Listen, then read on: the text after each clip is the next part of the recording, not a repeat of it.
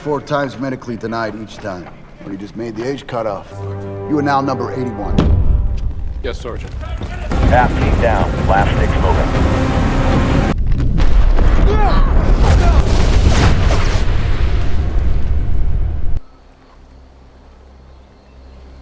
Cadre really went.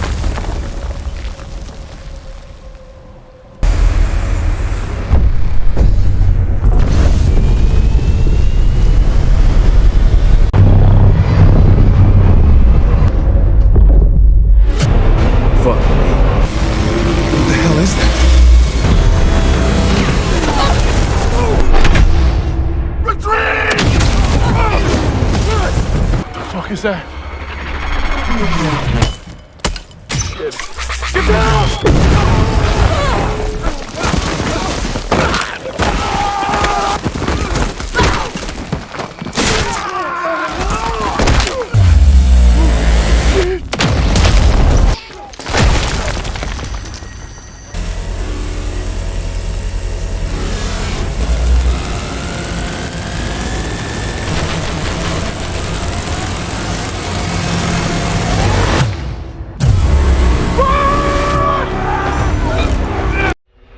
Oh shit! The machine hit a tripwire! It's at the perimeter! Holy shit, we gotta go!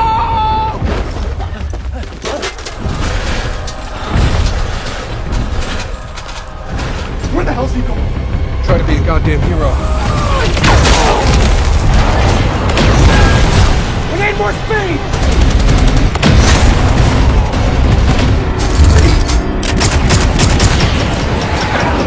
Incoming! Don't fucking quit. Ang kwento natin ngayon ay tungkol sa isang grupo ng mga trainee na sumasailalim sa kanilang huling pagsasanay sa kagubatan para maging elite ranger. Ngunit ang simpleng training na iyon ay biglang nagiging isang desperadong laban para mabuhay nang harapin nila ang isang misteryoso at nakamamatay na alien war machine. Pero bago yun, shoutout muna sa Yogas Parleno at Jerry De La Cruz.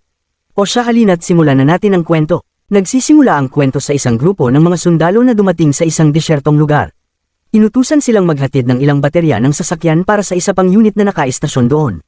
Pagkatapos nilang ibaba ang mga kagamitan, ang isang sundalo na papangalanan mamaya na 81, ay nagbibiro sa kanyang nakababatang kapatid na isang sundalo din. Nagkaroon sila ng magaan at masayang sandali bago napunta ang usapan sa kanilang magiging kinabukasan sa hukbo. Makalipas ang ilang sandali, pumunta si 81 sa kanilang sasakyan para tingnan ang makina habang nagpapatuloy ang usapan nila. Sa gitna ng pag-uusap, sinabi ng nakababatang kapatid na gusto niyang mapunta sa tunay na labanan at maging Army Ranger, tulad ng pangarap nila noong una silang sumali sa militar. Ngunit si 81 ay umamin na hindi na ganun ang kanyang nararamdaman. Hindi na siya sigurado kung gusto pa niyang tahakin ang landas na iyon. Matapos siyang kulitin ng kanyang kapatid, sa huli ay pumayag din si 81. Sinabi niyang sige, hahabulin nila ang pangarap na iyon ng magkasama. Pero bago pa man may mangyari,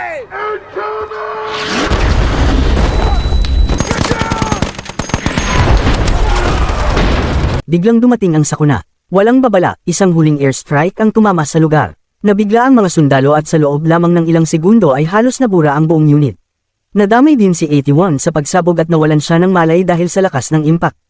Nang magising siya, tahimik na ang paligid at wasak ang lugar. Habang tumitingin siya sa paligid, napagtanto niyang halos lahat ng kasama niya ay patay na. At kabilang sa mga iyon ay ang kanyang kapatid na hindi na gumagalaw. Pagkatapos nito, tumalon ang kwento na 2 taon ang nakalipas. Ang lugar ay nasa isang Ranger Training Facility sa Colorado. Sa base, isang grupo ng mga aplikante ang biglang nakatanggap ng agarang utos na pumunta sa induction hall. Nang makapasok na silang lahat, bawat isa ay binigyan ng maliit na ziplock bag. Inutusan silang ilagay doon ang kanilang name tag, papeles, rank tag, at anumang personal na gamit. Mula sa sandaling iyon, parang binura ang kanilang mga pagkakakilanlan. Pinalitan ang kanilang mga pangalan ng mga numero. Sa proseso, dito ibinigay ang pangalang 81 sa bida natin, at kasabay noon ay pinili siya bilang team leader, ngunit tinanggihan niya ito.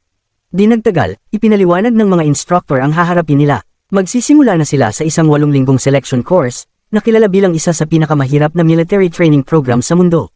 Sa loob ng pagsasanay, susubukan ng husto ang kanilang lakas ng katawan, tibay ng isip, at emosyonal na katatagan. Ayon sa mga instructor, ang mga makakaabot lamang sa huling yugto, ay ang papayagang sumali sa isang brutal na 24-hour simulated mission na tinatawag na The Death March. Kapag natapos nila ang misyon at nakarating sa finish line, saka pa lamang nila makukuha ang karapatang magsuot ng Ranger Scroll, ang tambure, at maging bahagi ng isa sa pinakarespetadong regiment sa United States Army. Habang nagpapatuloy ang training, mabilis na napatunayan kung gaano ito kahirap. Araw-araw ay pinapadaan ng mga kandidato sa nakakapagod na drills at walang tigil na pagsubok. Sa kanila, kapansin-pansin si 81. Mas sinasagad niya ang sarili kaysa sa karamihan, at pinipilit na hindi bumagal kahit halos hindi na niya kaya. Pero habang lumilipas ang mga araw, nagsisimulang bumigat ang pressure. Marami ng trainee ang hindi na nakakayanin ang pagsasanay at natatanggal sa programa. Unti-unting nababawasan ang grupo hanggang sa ang pinakamatitibay na lang ang natitira. Isang gabi, may ilang trainee na nag-uusap tungkol kay 81. Tahimik nilang pinag-uusapan ang trahedyang nangyari sa kanyang nakababatang kapatid. Habang nag-uusap sila, napalingon sila sa isang balita sa telebisyon malapit sa kanila. Ayon sa ulat, may natuklasan ng mga siyentipiko na isang misteryosong bagay na papalapit sa Earth. Pinaniniwalaan nilang galing ito sa labas ng ating solar system. Sa kabila ng kakaibang balitang iyon, nagpapatuloy pa rin ang buhay sa training base. Tuloy ang mahigpit na programa at sinusunod pa rin ng mga recruit ang kanilang mabigat na schedule. Sa isang lunch break, muling napag-usapan ng tungkol sa kapatid ni 81. Sa huli, may isang sundalo na naglakas loob na tanungin siya ng direkta tungkol dito. Nang gabing iyon, habang umiinom si 81 ng gamot, napansin siya ng isa niyang roommate at nagtaka kung para saan iyon. Kinabukasan, nagkaroon sila ng maikling pag-uusap tungkol dito bago sila bumalik agad sa kanilang pang-araw-araw na training. Habang tumatagal ang selection process, lalo pang tumitindi ang pressure. Mas marami pang trainee ang hindi na nakakayanin ang pagsasanay at tinatanggal sa training. Sa huli, isang maliit na grupo na lamang ng mga matitibay at determinadong trainee ang natitira. Sa isa sa mga araw ng training, nagsimulang makaranas si 81 ng nakakagambalang alaala mula sa nakaraan, lalo na ang sandaling nakita niyang sugatan ng kanyang kapatid. Akala niya totoo ang nangyayari, pero kalaunan ay napagtanto niyang bangungot lang pala iyon. Dumating na naman ang panibagong araw ng matinding pagsasanay. Pilit na tinitiis ni 81 ang sakit at pagod. Habang ginagawa nila ang isang drill, bigla niyang naalala ang sandaling sinubukan niyang buhatin ng kanyang nakababatang kapatid para mailigtas ito matapos ang pag-atake. Masyadong mabigat ang alaala. Habang nasa gitna ng exercise, biglang nawalan siya ng malay sa tubig. Mabuti na lang at agad siyang hinila ng mga instructor palabas bago pa lumala ang sitwasyon. Pero hindi ito nakalusot ng basta-basta. May isang commanding officer na nakakita sa lahat ng nangyari at nagsimulang magduda kung mentally fit pa ba si 81 para ipagpatuloy ang programa. Sa paningin nila, maaaring maging pabigat siya sa buong team. Hindi nagtagal, ipinatawag si 81 sa isang opisina para sa meeting. Sa loob, kinausap siya ni Sergeant Torres at isa pang nakatataas na opisyal. Ipinahayag nila ang kanilang desisyon. Base sa nakita nila, inirekomenda nilang umalis na siya agad sa training course. Ayon sa kanila, tapos na ang kanyang oras sa programa. Hindi agad tinanggap ni 81 ang desisyon. Nang magsimula siyang makipagtalo, mariin siyang inutusan ng mga opisyal na umupo at makinig. Mabilis niyang ipinagtanggol ang sarili at sinabi na hindi pa siya nabibigo sa kahit isang training event. Inamin ng mga instructor na hindi problema ang kanyang pisikal na kakayahan. Sa katunayan, sinabi nilang isa siya sa pinakamalakas na trainee na nakita nila. Ang ikinababahala nila ay ang kalagayan ng kanyang isip. Ayon sa kanilang mga record, hindi siya nakakatulog ng maayos. At base sa feedback ng ibang trainee, iniiwasan niya ang pakikisalamuha sa buong team.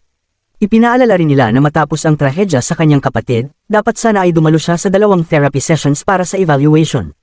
Pero ayon sa record, sa mismong araw na siya ay na-discharge mula sa serbisyo, agad siyang nag-apply sa Ranger Selection Program. Mula noon, paulit-ulit siyang nagsusumite ng aplikasyon. Nang tanungin siya kung bakit siya ganoon katindi ang determinasyon, simple lang ang sagot ni 81.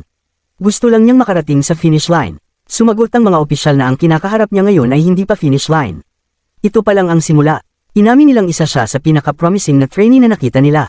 Pero binalaan nila siya na kung tuluyan siyang tatanggalin sa programa, posibleng hindi na siya makapag-apply muli. Dahil dito, iminungkahi nilang kusang umalis muna siya at bumalik na lang kapag handa na talaga siya. Kailangan lang niyang pirmahan ng isang form na nagpapatunay na siya mismo ang kusang umatras. Pero tumanggi si 81. Kinabukasan, nagsimulang tawagin ng mga instructor ang isang listahan ng mga numero. Narinig ni 81 ang kanyang numero sa mga tinawag, kaya inakala niyang tatanggalin na siya sa programa. Pero may biglang hindi inaasahang pangyayari. Ang mga tinawag na numero ay pinapunta sa harap. Sa halip na pauwiin, sinabi sa kanila na sila ang mga mananatili. Sa anunsyong iyon, nalaman ng natitirang mga kandidato na naabot na nila ang huling yugto ng training para maging Army Rangers. Hindi nagtagal, ibinigay sa kanila ang detalye ng kanilang final simulated mission. Ang exercise ay isang recon at rescue operation. 2 Black Hawk helicopters ang maghahatid sa kanila sa isang drop zone na nasa loob ng teritoryo ng kalaban. Mula roon, kailangan nilang maglakbay sa mapanganib na lugar upang hanapin ang isang bumagsak na eroplano at sirain ito para hindi mapunta sa kamay ng kalaban. Ang pangalawa nilang misyon ay hanapin ang isang rebel village kung saan sinasabing bihag ang piloto ng bumagsak na eroplano. Para sa simulation, ang kanilang mga rifle ay nilagyan lamang ng blank firing adapters, at malinaw na sinabi sa kanila na walang totoong bala ang gagamitin. Ang mamumuno sa team para sa misyon na ito ay si 81 mismo, na ikinagulat nito. Sa wakas, nagsimula na ang matinding huling pagsubok na kilala bilang Death March. Habang nagsisimula ang operasyon at umaalis ang mga trainee, You still think this is a good idea? Wants to be a ranger. He's gonna have to leave. hindi nagtagal, nakarating na ang team sa drop zone kung saan sila ibinaba ng helicopter. Paglapag sa lupa, mabilis silang nagtipon at sinimulang planuhin ang kanilang galaw. Habang tumatakbo na ang oras, napagtanto nilang 23 oras at 30 minuto na lang ang natitira para tapusin ang buong misyon. Patuloy na naglakad ang squad papasok sa mas malalim na bahagi ng gubat, dahan-daang gumagalaw sa makapal na kagubatan. Nang sumapit ang gabi, nakahanap sila ng pansamantalang lugar para makapagpahinga. Habang sinusubukan ng iba na mabawi ang kanilang lakas, si 81 at isa pang kasamahan ang nanatiling gising upang magbantay sa kampo. Ngunit hindi nagtagal ang kanilang tahimik na sandali. Sa malayo, biglang umalingaw ang putok ng artillery na yumanig sa paligid. Dahil dito, nagising ang lahat at muling naging alerto ang buong team. Pagsapit ng umaga, narating nila ang lugar kung saan pinaniniwalaang bumagsak ang eroplano. Ayon sa protocol, sinubukan nilang kontakin ang base upang iulat ang kanilang kalagayan at humingi ng susunod na utos. Sa kasamaang palad, hindi gumana ng maayos ang kanilang communication equipment. Sa halip na malinaw na sagot, puro kakaibang interference lamang ang narinig nila sa radyo. Dahil wala silang paraan para makontak ang command, nagpasya ang team na ipagpatuloy ang misyon base sa huling utos na kanilang natanggap. Tahimik na kumalat ang mga sundalo at pumwesto, naghihintay kung may anumang kilos sa paligid. Ngunit nanatiling tahimik at walang galaw ang lugar. Habang iniisip nilang walang kakaiba, may napansin si 81 sa malayo. Nagbigay siya ng senyas sa kanyang mga kasama na ipagpatuloy ang plano na sirain ang bumagsak na eroplano, habang siya naman ay lalapit upang siyasatin ang kakaibang bagay na nakita niya. Habang papalapit siya, napagtanto niyang may mali.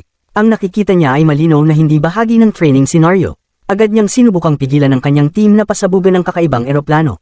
Ngunit huli na ang lahat. Sumabog ang kakaibang eroplano. Ilang sandali pagkatapos ng pagsabog, nagsimulang manginig ang lupa. Ang inakala nilang simpleng wreckage ay biglang nagpakita ng tunay na anyo nito, isang napakalaking mukhang spacecraft.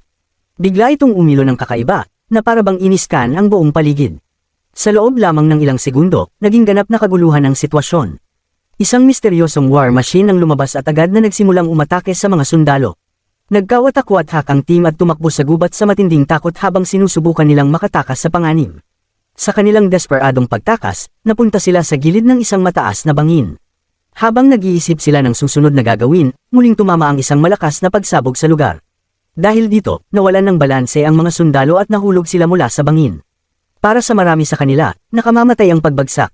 Pagkatapos ng pagbagsak, ang iilang sundalo na nakakagalaw pa ay agad na tumulong sa mga sugatan. Habang sinusubukan nilang magtipon muli, nagpasya si 81 na umakyat muli sa bangin upang kunin ang communication radio at subukang kontakin ang kanilang base. Maingat siyang gumalaw sa lugar hanggang sa makita niya ang sundalong may dala ng communication equipment. Ngunit sa kasamaang palad, sirang-sira na ang device at hindi na magagamit.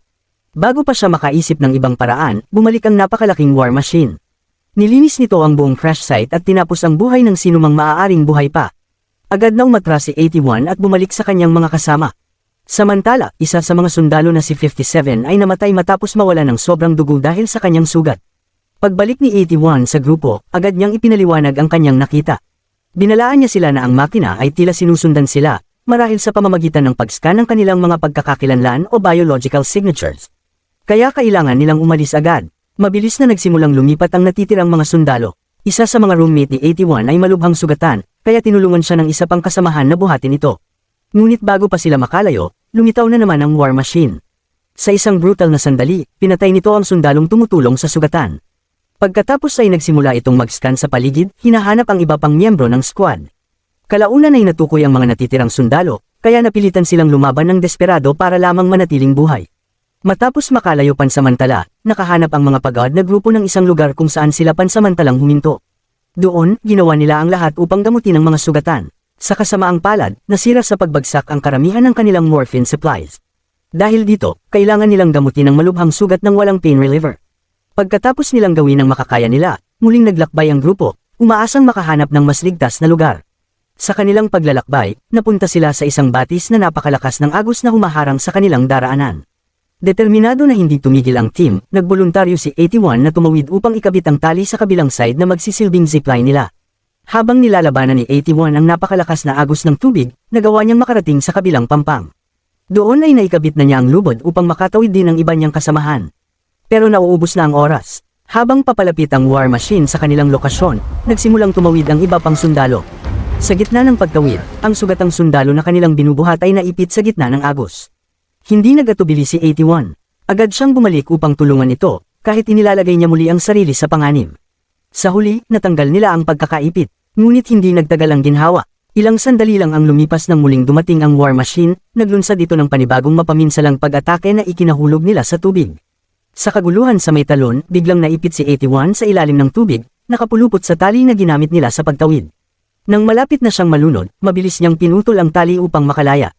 Pagkatapos nito, sinadya niyang kunin ang atensyon ng war machine papunta sa kanya upang mabigyan ng pagkakataong makatakas ang iba. Matapos ang matinding pakikipaglaban sa sitwasyon, napilitang dumaan ang grupo sa kabilang bahagi ng talon. Pagkatapos nilang makapagtipon muli, wala silang oras na sayangin, kaya nagpatuloy agad ang mga nakaligtas papasok sa mas malalim na bahagi ng gubat. Hindi nagtagal, narating nila ang nayo na dapat sana ay bahagi ng kanilang rescue mission. Pero imbes na mga kakampi o ang bihag na piloto ang kanilang makita, isang nakakatakot na tanawin ang bumungad sa kanila. Habang sinusubukan nilang unawain kung ano ang nangyari, may narinig silang tunog sa malapit. Nang kanilang siyasatin, natagpuan nila ang sergeant, ngunit malapit na itong mamatay dahil sa mga sugat. Nabigla ang buong team sa kanilang natuklasan. Dahil sa panganib na kanilang kinakaharap, agad na hinikayat ni 81 ang lahat na umalis na agad sa lugar.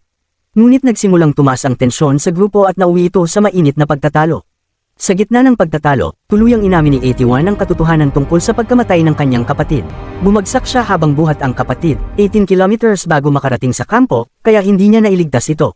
Sa kabila ng emosyonal na sandaling yun, mabilis na bumalik sa gawain ng grupo at inihanda ang kanilang sasakyan para makatakas sa lugar. Nang handa na ang sasakyan, agad silang umalis. Ngunit biglang may isa pang pagsabog na tumama sa lugar. Mas malayo ito, ngunit sapat na upang ipaalala sa kanila na totoo at malapit pa rin ang banta. Dahil alam nilang maaari silang atakihin anumang oras, agad nilang iniwan ang nayon. Sa kasamaang palad, napansin sila ng war machine. Sa kaguluhan ng pagtakas, namatay si 15 habang sinusubukang magbigay ng dagdag na bala sa kanyang mga kasama. Sumunod dito ang brutal na labanan para mabuhay, habang ginagamit ng makina ang lahat ng kakayahan nito. Nagsimula ang isang mapanganib na habulan habang mabilis ang takbo ng sasakyan at may ilang sundalo ang malubhang na sugatan. Sa gitna ng kaguluhan, nahulog si 7 mula sa sasakyan, at makalipas ang ilang sandali ay bumangga rin ang sasakyan. Pagkaraan ng ilang oras, nagkamalay si 81. Pagtingin niya sa paligid, nakakagimbal ang sitwasyon. Karamihan sa kanyang mga kasamahan ay tila patay na. Determinado siyang malaman kung ano ang nangyari, sinuri niya ang paligid at nakita lamang ang isang sirang piraso ng war machine. Pagkatapos ay may narinig siyang kakaibang tunog sa malayo. Nang tumingin siya sa direksyon nito, napagtanto niyang aktibo pa rin ang war machine at tila nagpapadala ng signal sa kalawakan na parang may tinatawag. Sa kanyang pagkagulat, buhay pa pala si 7, kahit halos wala na itong lakas. Sa sandaling iyon, may panibago na namang scanning na dumaan sa lugar. Alam ni 81 na maaari silang mahanap anumang oras, kaya kinaladkad niya ang sugatang kasama palayo habang desperadong naghahanap ng ligtas na mapagtataguan. Matapos ang ilang oras ng paghila, napilitan silang huminto at magpahinga, habang patuloy na iniskan ng war machine ang buong lugar. Habang pinagmamasdan nila ito mula sa malayo, may napansin silang kakaiba. Paminsan-minsan, ang makina ay naglalabas ng init at singaw na parabang naglalabas ng sobrang enerhiya. Dahil dito, nakaisip ng plano si 81. Mabilis siyang kumilos at nagtungo sa isang construction site sa malapit. Balak niyang dalhin ang war machine doon bago pa nito matukoy ang lokasyon ni 7. Pagpasok sa hindi pa tapos na gusali, sinimulan ni 81 ang kanyang mapanganib na plano. Sinadya niyang gumawa ng ingay upang makuha ang atensyon ng machine.